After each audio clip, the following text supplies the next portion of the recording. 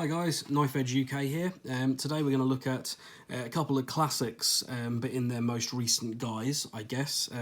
Partly just because I haven't featured the XM-18 on the channel yet, at least I don't think I have, and it's a great knife that I have only developed sort of more love for as time's gone on. So today we're going to look at the Bowie version, Bowie, whatever you want to call it, and I have got a non-flipper spear point off camera, so I'll bring that in as well. These are all the latest version. These are all the Gen 6 with the tri-way pivot system and the lock bar insert.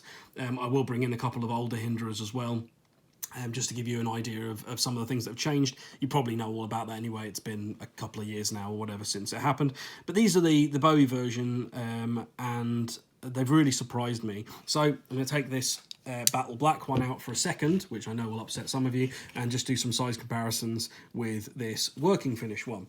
So there you go, and here it is against another classic, the Sebenza 21 large. We will put it against a Spyderco Capara. There we go. We'll put it against something a bit different, a TRM, Three Rivers Manufacturing Neutron, and we'll put it against a Hinderer Jurassic, also in working finish.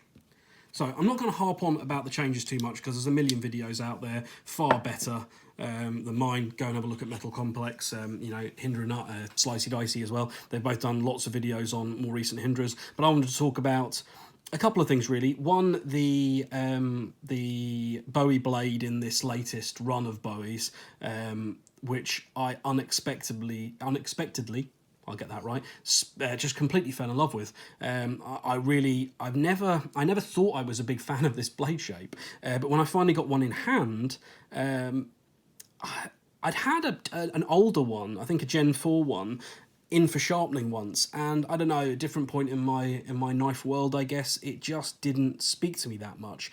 But then I got this one in hand, and albeit it had a micarta scale at the time, and this has now got one of the most recent milled out tie scales on it, non-textured, and I just fell completely in love with it. It has the classic Hinderer lines on the handle. It's, you know, it's fantastic in hand, feels amazing like an XM-18 tends to. I have relatively small fingers, so the forward choil on a 3.5 XM-18 works absolutely fine for me, and with this divot on the Bowie version, it's just excellent. The grind on Hinderers has improved over the years, so while this is in no way intended as, you know, a high performance slicer, it's intended more as a do anything kind of knife. The grind is perfectly fine, and with a good edge, they do slice relatively well.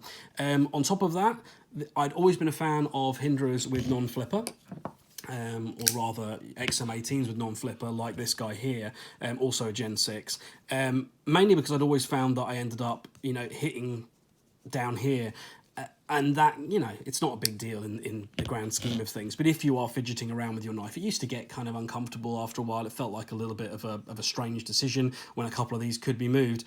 But since they've switched to the tri-way, and I don't love everything about the changes they've made with Hinderer, although the quality of the knives is exceptional right now. The tri-way does give you a really snappy detent, which means that you don't really need to be putting much pressure on this flipper tab at all. You don't. The fact that it's hooky no longer matters. The fact that you've got this landing zone no longer matters. You just lay your finger on it really slightly and pull backwards, and you don't hit anything, and it doesn't wear your thumb away. Particularly on this run of Bowies, I don't know whether it's something about the weight of the blade. I honestly don't know what the reason is, but these feel particularly good from the flipper. And I've handled a lot of other Gen 6s when they've been in for sharpening and other work, and they don't all feel as comfortable as these two do. I thought when I first had this one that it was just that this one was really, you know, the detent was really nicely dialed in, but I also have this one, which is a Battle Black full titanium with the textured Battle Black front scale. And this has got a slightly harder detent than the other one, but it's got that same thing. Not only does it feel completely fine to pull back, this has got absolutely zero blade play, and the action is on these incidentally are running on skiff bearings, because I like the fact that there's more balls in the skiff bearing, so you have more surface area and the blade's a little bit more supported. Does it matter? No, probably not. But you know, we're knife nuts on this channel and any other like it, and we like to mess around. So this has got skiff bearings in it, and so's the other one. And they dropped shut like this with the normal bearings in. They weren't quite as sort of luxurious, high-endy feeling, but they were still very, very, very good. And with the skiffs, they're even better, but they dropped shut before is what I'm getting to. Yeah, so you get a drop shut action with the bearings. They deploy in reverse flick fine. They deploy from the thumb. They deploy from the thumb stud fine. They deploy from the flipper completely comfortably. No discomfort caused by them whatsoever. And so, from that point of view, we now have, you know, a sample of 2 in front of us here, and these are 2 of my favourite Hinderers ever. And I honestly would have thought that, you know, things like this non-flipper, as great, and this is a wonderful non-flipper, incidentally, this is running on Teflon, you know, the original and best, haha. I honestly thought that I would always prefer a non-flipper.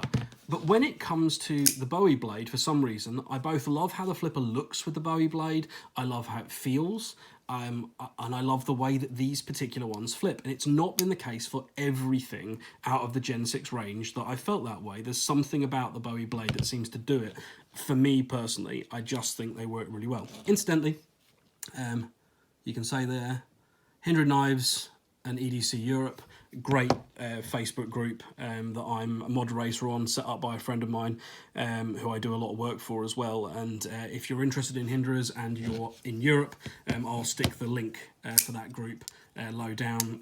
Go over there and answer the questions to get in, and we'll sort you out. And I believe there'll also be more of these rather nice tabs coming at some point as well. So yeah, so I just wanted to go over them really. They are what they are. They're excellent XM-18s.